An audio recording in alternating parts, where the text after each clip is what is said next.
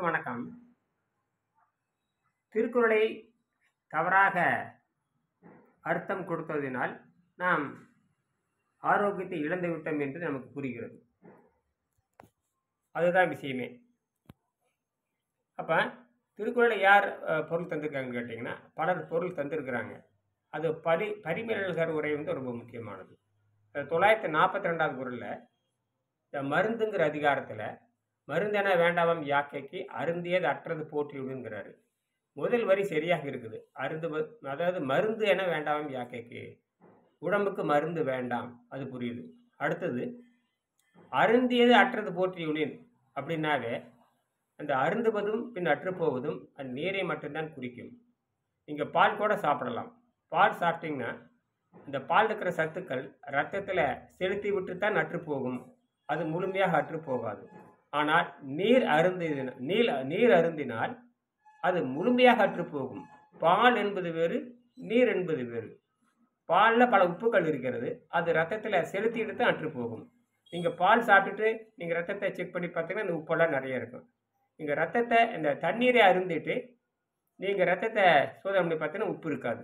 ஆக அந்த செலுத்தாது அப்படின்னு என்ன எடுத்துன்னா, தண்ணீர் சுத்தமான தண்ணீர் ரத்தத்தில் எதுவும் செலுத்தாதுன்னு அர்த்தம். ஆக அப்போ அந்த அருந்தாமல் இருக்கிற அந்த செலுத்தாமல் இருக்கிற அந்த பொருளான தண்ணீரை அருந்தினால் அற்று போகக்கூடியது. தண்ணீரை அருந்தினால் எது செலுத்தாது, அற்றுப்போய் விடுகிறது. ஆகினால தொடர்ந்து அற்றுப்போகாமல் தீர்ந்து போகாமல் சிறிதளவு நீங்கள் அவ்வப்போது நீரை அருந்தினால் உங்கள் உடம்புக்கு என்ன தேவையில்லை, மருந்து தேவையில்லைன்னு சொன்னதை பரிமேலழகர் உட்பட அதுக்கு பின்னால் வந்த அனைவருமே தவறாகவே பொருள் தந்த காரணத்தினால் முன்னேர் சென்ற வழியில் பின்னேர் செல்லும் சொல்லுவாங்களே, அந்த மாதிரி அந்த 2000 ஆண்டுகளுக்கு முன்பாகவே வள்ளுவர் சொன்னதை 1000 ஆண்டுகளுக்கு பின்பாக வந்த பரிமேலழகரும் என்ன பண்ணியிருக்காருன்னு கேட்டிங்கன்னா, அந்த ஆழ்ந்த நோக்கு மறந்த காரணத்தினால் பொருள் கொடுத்திருப்பாரோ என்று நாம் நினைக்கிறோம். இப்போ நாம் அந்த நீரை மருந்தாக தொடர்ந்து அருந்திட்டு வரும்பொழுது சிறிதளவு கொஞ்சம் அப்பப்போ பசி எடுக்கும் பொழுதெல்லாம் கொஞ்சம் அப்போ அந்த பழைய விஷங்கள் பூரா சிறுநீர் மூலமாகவும் மலக்குடல் வழியாகவும் பழைய விஷயங்கள் மெல்ல மெல்ல வெளியேறிடும். இது கிட்டத்தட்ட ஒரு 6 மாதம் ஆகும்.